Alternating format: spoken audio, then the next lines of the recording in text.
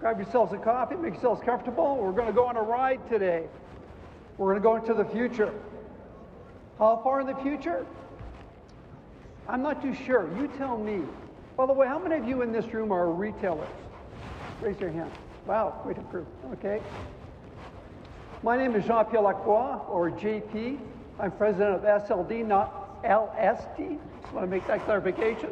For those of you who know what LSD stands for. There was a big question and debate when we started the company. We should put my name first. I was the biggest investor. But when we looked at the acronyms, we realized that wasn't a good idea. Although people would say that the credit business is a bit like being on drugs. But let's not go there. You're probably wondering, who am I and why what I'm going to share with you is important to you? Well, we've been in business for 33 years, helping retailers and CPG brands transform themselves. You would know us, M&M Meats, the major transformational program that they've gone through. That's us. We've worked with Overweighty. We talked about Inuit markets, northern markets. We work with Northwest Company. We launched Northmart for them. We've done a lot of work for Walmart, Shoppers Drug Mart. We worked with Ken at Calgary Co-op, designing their stores. We also did Federated Co-op's C-store program. We have an office in Shanghai, so we do a lot of work in Asia. Actually, other than South Africa, there isn't a country we haven't done work. We also have a unique perspective, because not only do we work with few retailers, but we also work with CPG brands. We have Pepsi in the room, Kraft, Nestle, Tetley. These are all brands that we've helped ensure relevancy and visibility at retail. So we come to it kind of a balanced view. What's going to be in the best interest of CPG brands, and what's going to be in the best interest of retailers? And the real question people are asking with the most recent pandemic is, what's the relevancy of retail? What's the role of retail? And I'm fortunate that I'm at one of the last presenters, and I'm going to put a bow tie on what Ted and Stuart talked about, what Tony Chapman talked about this morning. I'm going to put a bow tie around what that looks like in the future of retail. We spent the last 2 months actually designing the store of the future. We're going to give you a glimpse of how all these different trends and factors come together in creating the future. Exactly what date that future is, I'll leave it up to you. So we know that that the retail industry has gone through major changes, that the pandemic's accelerated curbside pickup, online shopping. But we also know in the most recent study that we looked at from McKinsey that actually online has stalled. The consumers have rediscovered going back to retail, and that online was growing at 17 to 18% of sales, and now it's declining to about 13 or 14% because consumers are going back to doing what they really enjoy, which is having an experience in your stores.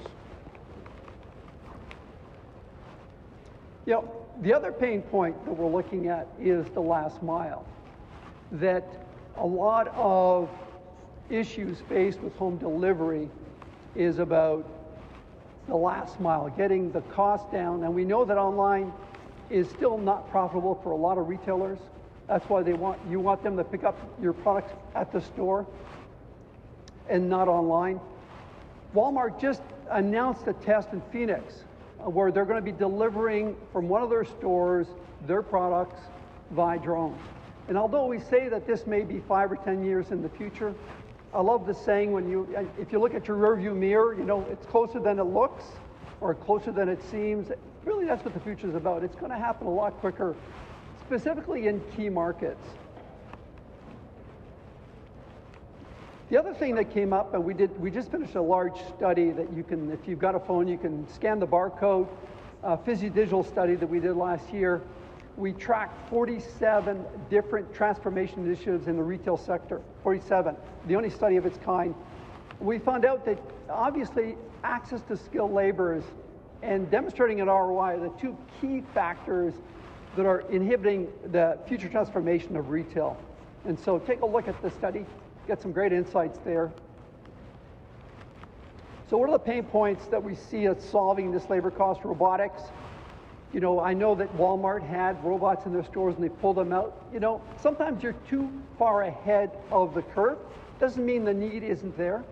Doesn't mean that you're not solving a problem. It just means that you may be solving a problem too early. And Lowe's has done the same thing, where they've had greeters. In China, it is standard. I can go to a restaurant in China and never meet a human being to serve me.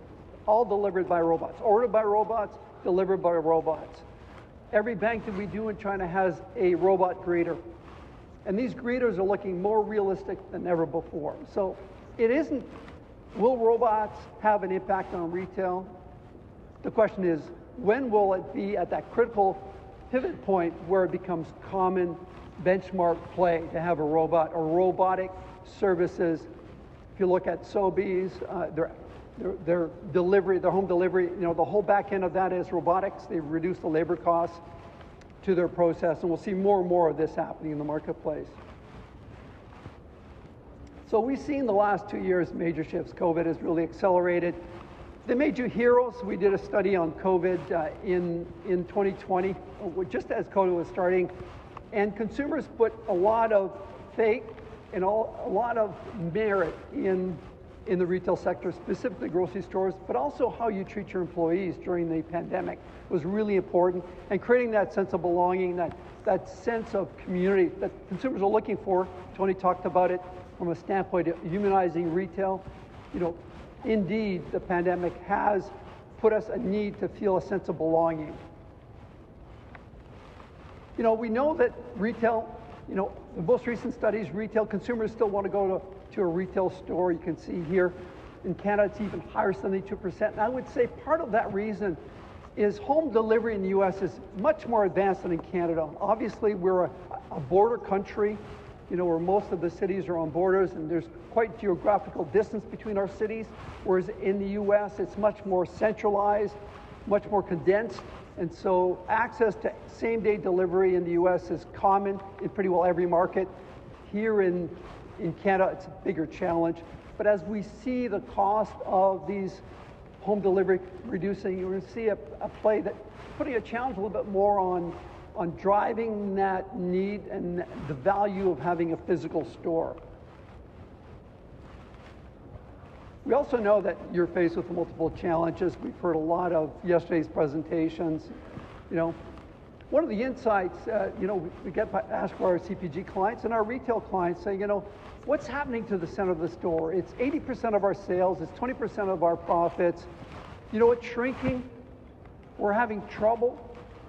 We say, you know, it's going to change dramatically. The store of the future, the center of the store is going to shrink dramatically. It's going to shrink dramatically because there's a lot of factors playing at challenging that. You're going to have this subscription economy playing a key role. You know, all those commoditized repeat purchases, Amazon, you know, a lot of CPG brands are looking at how do we create a replenishment program. This is P&G's program. How do we create a replenishment program where we tie the consumer in and we deliver those products to their homes, because those products are a pain to shop in your stores. What is that going to do with the center of the store?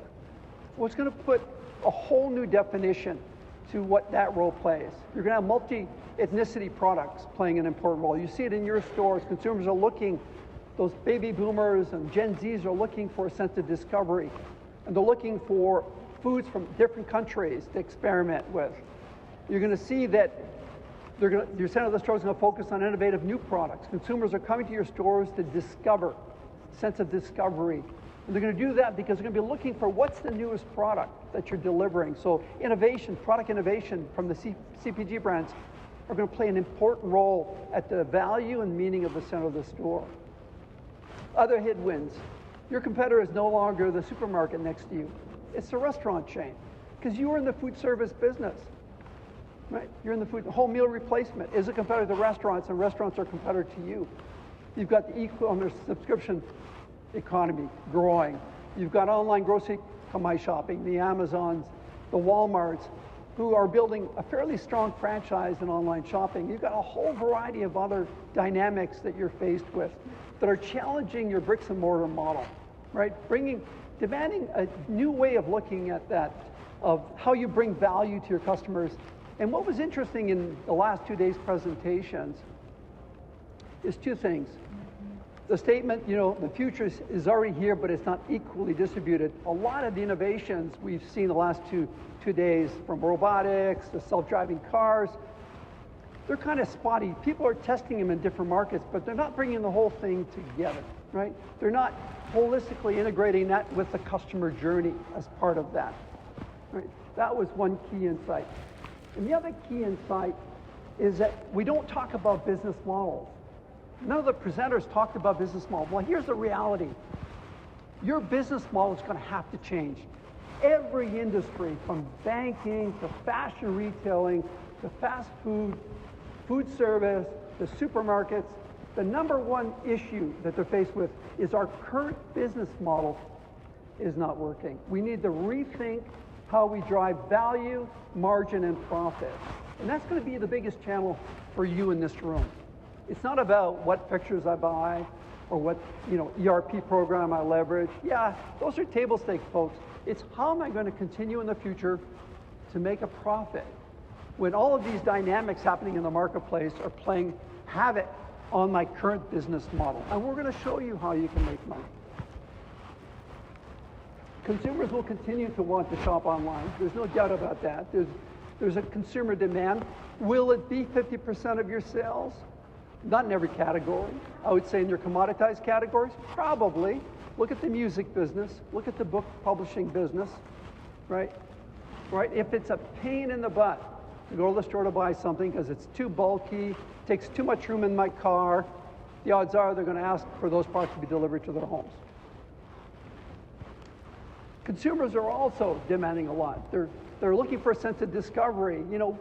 We're in the business of selling food. We're in the business of selling commoditized items. But is that the business the consumer wants you to be in? Tony talked about what's your vision? What's your value? What's the number one thing consumers are thinking about when they enter your store? Is it about buying lettuce? Cereals? Absolutely not. The number one thing that's going through their mind is, what am I going to cook tonight for my kids? How do I get this boredom of menu offering that I have for the last 2 weeks because my kids are totally disengaged in eating healthy? How do I get them re-engaged in eating healthy? Those are the things entering your consumer's mind when they enter your store. It's not about buying lettuce or fresh produce or protein. It's about meal solutions. It's solving a meal dilemma that they have. And every consumer goes through it. So we asked ourselves, 2 months ago, and you're fortunate, this is the first time we're sharing this. So you're going to see the future. We put together futurists, graphic designers, brand strategists, retail designers, digital scientists, people experiencing AI and robotics and technologies. We put them all in a room and we said, what does the future of the supermarket look like? What does it look like 5, 7, 10 years from now? What's going to have to change? Let's take a peek here. And we said to ourselves, what are the catalysts from a consumer standpoint that are driving those changes? Well, we know that consumers' habits are changing. There's boredom happening, creeping up. What we saw during the pandemic is this rediscovery of cooking at home. But here's the dilemma, folks. If any of you live in an urban city, just take a day off. Go condo hunting. Not because you want to buy a condo, but because you want to understand how are people living. What is the environment that you're selling your products through? And what you'll discover is this. The kitchen is shrinking. Right? The size of kitchens in today's homes, putting aside, the multi-million-dollar homes, the average home, the kitchen's getting smaller, specifically urban centers, condos. Right? Yes, they do want to cook, but they want things that are convenient to them to cook in their kitchens. And they're also very bored. They're tired of redundant shopping. They're tired of buying those things over and over again, right? Or being reminded, we thought that the smart fridge was going to take off it's taken a long time. I think it was ahead of itself, but I think this idea of being reminded, and the best vehicle for that is your smartphone. Reminded of the products that you bought the last time and the things that you need to buy the next time. So redundancy. And then we also know that consumers are pressed for time. Actually, they're shopping longer in your stores than before, but they're shopping less often. And they're shopping differently. We learned through a lot of the research we've done, they've got they've got full basket, they've got mission trips, and then they got infills, right? No longer is it the one trip. And they go to different supermarkets to fulfill those different demands. And so obviously that's an issue. And then most recently we did a big study, if you can go to our website, on the future of packaging sustainability and the role that you, the retailers in this room, can play. We asked them, who are you looking for leadership when it comes to sustainability? The government, consumer packaged good companies, associations, retailers. Retailers by a landfall. You play a really important role at driving the sustainability program in our communities. So assume now that every friction point is going to be eliminated by 2027, right? Cashless, you saw the Amazon Go stores, you don't have to bring your credit card, your phone's your wallet, you don't have to go to a checkout, it's already checked out. Sobeys have tested that in their stores, eliminating those friction points. And assume that in 3 or 4 years from now, all this technology that's been around for the last 5 is going to come to fruition and it's become table stakes, right? A lot of the redundant tasks can be replaced by robots. The integration of AI, the gentleman speaking in the room next to us, AI is going to have a huge impact on predictive analysis, being able to tell you what product you should be buying that you've bought in the past. And then obviously digital is going to play an important role. But we say digital has stopped at the retail doorstep. You've got all this money spent online, social media, on mobile. When it gets to the store, it just stops. And this thing of seamless digital is still not a fact of the future. There is a wall between outside digital and inside digital. But assume now in the future that's going to be solved. It's going to be driven by the banking industry. So we looked at the customer experience, the store of the future, if you like, in these 4 lenses: personalized, community, discovery, and convenience. So we had to put a handle on this theme. The designer came up with Get Unboxed. And that is at the crux of the business model. Do you think you're in the business of delivering food and commodities, right? Fresh produce, right? Think of that business model changing, that you're now in the business of solving meals, solutions, or experiences. How would you run your business if you made that shift? You made that shift from selling products, produces, items, SKUs, to solutions. If you ask the consumer, are they buying products, SKUs, UPC codes? Or are they coming to your stores to buy solutions? They would say, I'm here to buy solutions. It's just that the way you deliver as a retailer is a bunch of products, right? So Unbox is about delivering solutions. It's the handle. So it all starts on the outside. Yesterday we talked about self-driving cars and electric EV cars. And I'm the gentleman to ask, well, how is the infrastructure going to support this? Because it's going to come at a cost. One of the things you're competing with is customers' attention. What you're competing with is their rituals of shopping. That's what you're competing with, their habits. To succeed and grow your business, you're going to break habits of your customers. And actually, EV vehicles and powering EV is a great driver of habits. It's growing significantly, and it's going to play a key role. What about the rooftops of your buildings? Why wouldn't they be a source of energy for EV cars? Why Couldn't your rooftops, that are enormous, not be a way of delivering electricity to the grid, turning your store rooftops into revenue-generating platforms, right? Why wouldn't that happen? And actually, the cost of solar panels has gone down dramatically, right? Yeah, 20 years ago, it'd be crazy to try it. Today, the efficiency of these solar panels, the technology, the advancement of those technologies is enormous. Why would those roofs?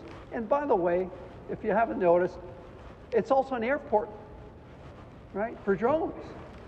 Why? Because that is going to be one of the vehicles, the forms, that you're going to deliver the experience to your customers, the product to your customers, the meal solutions, the unboxed solutions. And look at the side, the parking. We have a designated area for pickup. The store is going to combine digital and physical, right? We're going to integrate digital signage to communicate the variety of meal solutions that your stores are offering. And there's going to be an area where we're going to have vertical gardens where you're going to promote. And vertical gardens are not new. I just yesterday saw that there was a presentation of rooftop gardens. That's coming because consumers are looking for fresh. And actually, there's another factor in the marketplace that we've been challenged with is, value chain disruption. How do we control our produce 24/7, 360 days a year? Grow it yourself. And you're sending a key message about fresh on the outside. How much of your message now of fresh is being communicated on the outside of your stores? Other than in the summertime, your garden centers, not a lot of messaging about fresh is being communicated on the outside of your stores. This is a great platform to bring fresh on the outside and communicate that message. And then vertical gardens, with the use of robotics, you can grow those products vertically in the store, right? And reinforce that freshness. And obviously, everything's linked to the mobile device, from reminder, from home delivery, to recipe ideas. All those things are going to be integrated. And then the pickup on the side of the store, which will allow consumers to do their shopping and then have the products delivered to their cars. And actually, when I started going to school, when I was in high school, my job was to work at IGA, and my role was to load the cars with their produces, their products, right?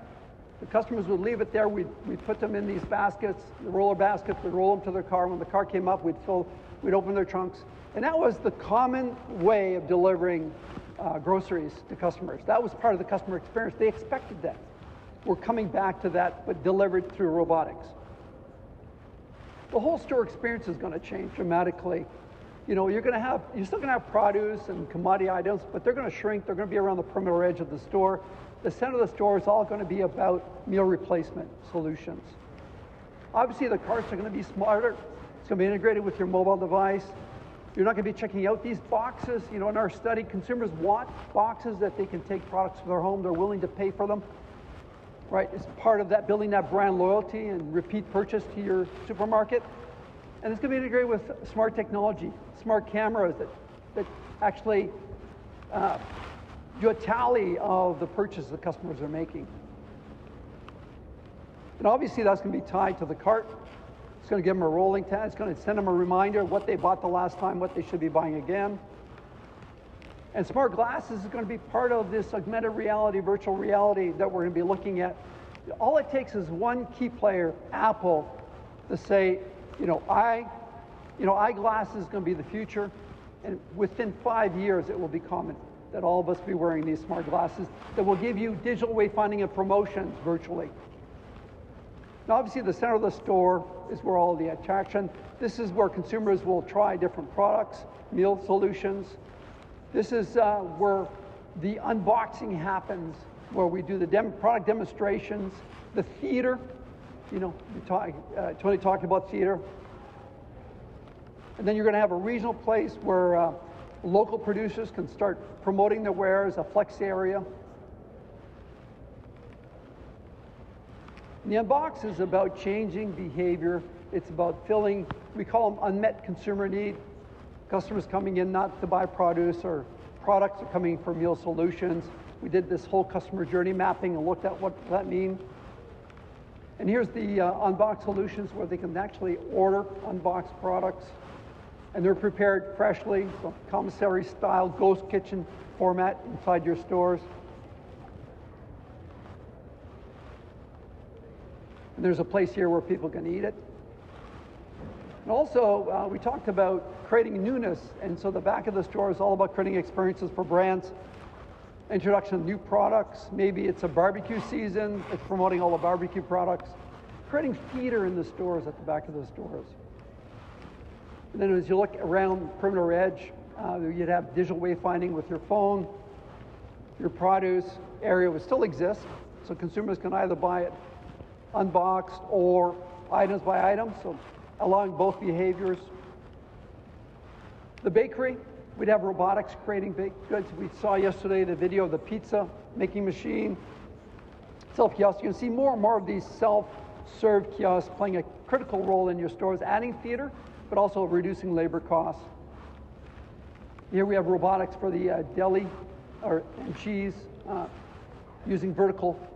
Again, all of these things are being driven, we call learned behavior. The reality, a lot of these robotics are being driven by the need in the fast food industry.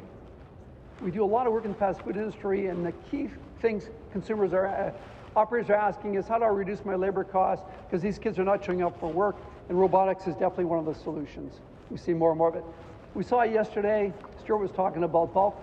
One of the key solutions to sustainability for retailers is to shore up bulk. The key issue in our study is food safety, is the number one issue why people are reluctant to go bulk. Retailers, if you could solve this through technology, and you can, then you've got a great solution here to overcome, to help solve reduction of plastics in the stores. And then obviously there are new categories. Basically plant-based meats is going to play an important role. And what are you doing in creating the messaging about plant-based meats? Yeah, you've done a great job for halal and some of the other categories, but what about plant-based meats? Because that is going to play a critical role in what you're offering your customers and the solutions you're offering. And that's going to wrap up to say, yes, there's been a lot of discussion about metaverse. What does that mean for supermarket chains? I think the reality metaverse has been here for a long time, right? It's just going to integrate with your current customer shopping behavior. It's going to become another channel that you can look at. It's not going to be a replacement channel, no different than online and mobile. It's not a replacement channel for bricks and mortar. Everyone thought it was, right? The death of bricks and mortar. The reality, it never happened. It won't happen. Customers want experiences. The need will be different. It needs to solve a problem. And the problem it's solving is creating a sense of experience online for when you shop, or ability of truly customizing that experience to every individual consumer. It's really hard to do that in the store, but it's a lot more effective doing it online. So you're going to see a key role in personalization of services. We see that in the fashion industry. And then you're also going to see these non-fungible funds, items in the marketplace playing an important role. This is a Louis Vuitton bag that sells for about $500. You buy the bag and you get this NTF item that's one of a kind that you collect. And you're going to see more and more that cryptocurrency is going to have a huge impact on your business. That's going to wrap it up. A lot of these elements that we shared with you today, they've already been done. I remember doing some consulting work with Sobeys, and one of their stores in Metro Montreal had a rooftop garden, and we're selling products during the summertime. You saw the drone. That's happening. Walmart are testing that in many markets. The self-driving delivery vehicles, Domino's Pizza have been testing that. They've been using them in the sports complexes for delivering pizzas to your seat.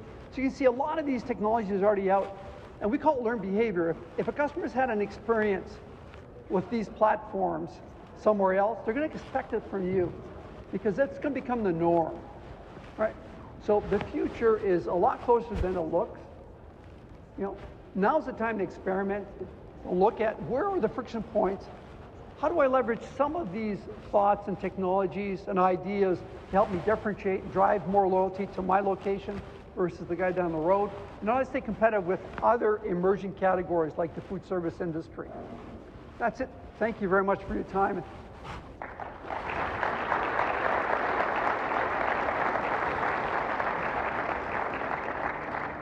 The association will have this presentation, and then we're going to be posting on our website. And the one that we have on our website will have a lot more detail on the research we used and the processes we used.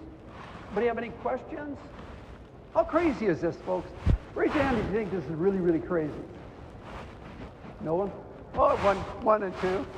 Okay. How far in the future do you think this store of the future is? 5 years. Raise your hand. Who do you think 5 years from now they're going to see this? 2, 3, 4, 10 years from now. Raise your hand. Yeah. So you're saying the horizon about 10 years. But here's the reality. I am sure that a lot of these ideas are being implemented right now. We just don't know about them.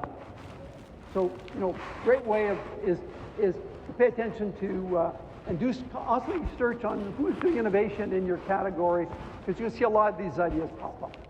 Anyways, thank you. Enjoy the conference. Bye.